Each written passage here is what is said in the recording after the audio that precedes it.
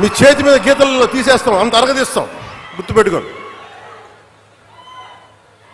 మేమన్నా కలెక్టర్స్ ఎస్పీల మీటింగ్లో కూడా నేను ముఖ్యమంత్రి గారి సమక్షంలో తెలియజేశాను, ఈ రాష్ట్రంలో రౌడీజం, బెదిరింపులు,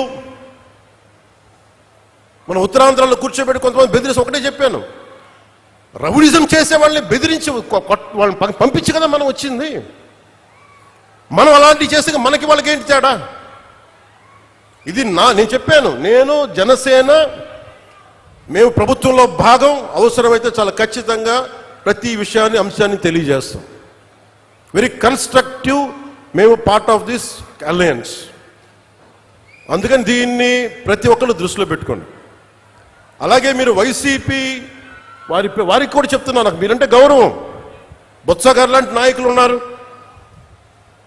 మా పార్టీలోకి సామినేని ఉదయ్ భాను గారు లాంటి నాయకులు వచ్చారు, శ్రీనివాసులు గారు లాంటి నాయకులు వచ్చారు ఒంగోలు నుంచి, బాలినేని శ్రీనివాసులు లాంటి గారు. అప్పుడు వాళ్ళు బ్యాలెన్స్డ్గా ఉన్నారు, ఇప్పుడు బ్యాలెన్స్డ్గా ఉన్నారు. కానీ మీరు కూర్చొని పాత పద్ధతిలోనే మళ్ళీ మేము ఇష్టారాజ్యానంగా చెడతామంటే నేను విసిగిపోయానబ్బా. ఒక జీవితం రోడ్డు మీద వెళ్తుంటే ఒక యాక్సిడెంట్ అయితే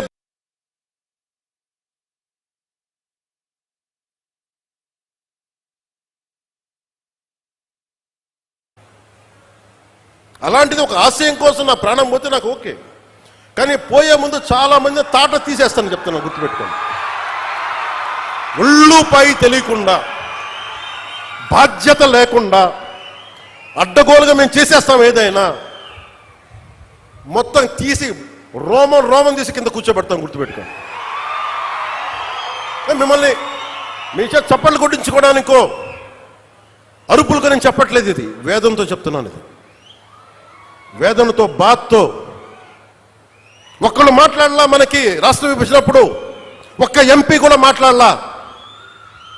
రాష్ట్ర విభజన జరిగితే మాకు వచ్చే నష్టం ఏంటి మాట్లాడలా. జరగకూడదు నేను ఒక్కడెళ్ళి కూర్చొని ఎంపీల్లో మాకు ఈ నష్టం వస్తుంది మాట్లాడడానికి భయం, కొడతారో లేదు వ్యాపారాలు పోతాయేమోనని.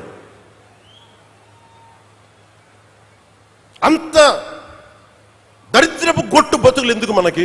ధైర్యం లేని సమాజం ఎందుకు? ధైర్యం లేని నాయకులు ఎందుకు?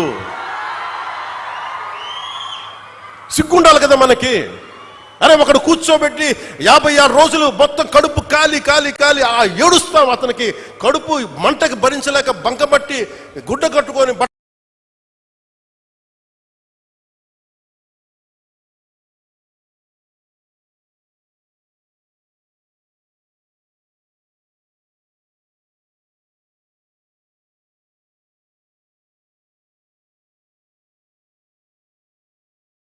కట్టుకొని కానీ కడుపు నిండా పెట్టుకొని ఏడిస్తే అతని ప్రాణత్యాగం మీద వచ్చింది.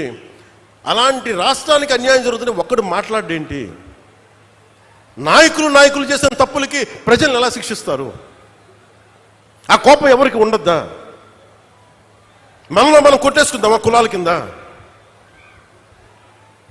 అమరజీవి జలధార వస్తే ఒక కులానికి వస్తాయి ఆ నీళ్లు. ఈ వేదిక పైన అంతా ఒక కులమా? పనిచేసే వాళ్ళంతా ఒక కులమా? ఏం మాట్లాడతారు ఒక్కొక్కళ్ళు? కులాల సమూహంతో కూర్చోబెట్టి కొట్టుకుంటాం, కానీ సమిష్టిగా ఇది ఆంధ్రప్రదేశ్, ఇది భారతం, ఇది భారతదేశం అని లేదే ఎవరికి. నాయకులు కూడా కావాలని అదే కోరుకుంటా ఉన్నా.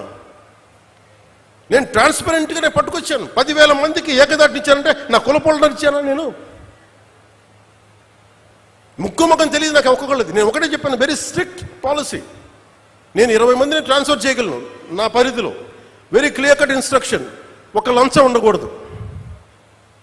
వారికి ఇప్పించాం 10,000 మందికి, ఒక 10,000 మంది పైచులకు పైగా అట్ వన్ గో. ఇంతకుముందు అదే దానికి రేట్ కార్డు ఉండేది గత ప్రభుత్వంలో.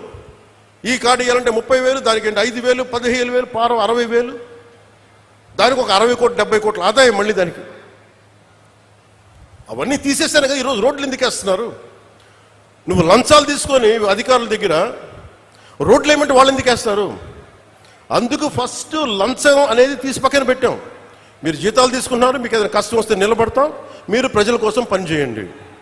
ఈరోజు ఎందుకు 27 లోపల అవ్వాలి అధికారులకు చాలా స్పష్టంగా ఆదేశిస్తున్నాం. మేము మీకోసం కట్టుబడి ఇది 2 సంవత్సరాలు నీటి ప్రాజెక్ట్ పూర్తి అవ్వాలంటే పూర్తి అయ్యే తీరాలి. ఇది నేను పర్సనల్గా నేను కూర్చొని మన ఉభయ గోదావరి జిల్లాలకి మొత్తం ఆంధ్రప్రదేశ్లో ఉన్న ఈ 5 ప్రాజెక్ట్స్కి అయ్యేలాగా నేను పర్సనల్గా బాధ్యత తీసుకుంటాం.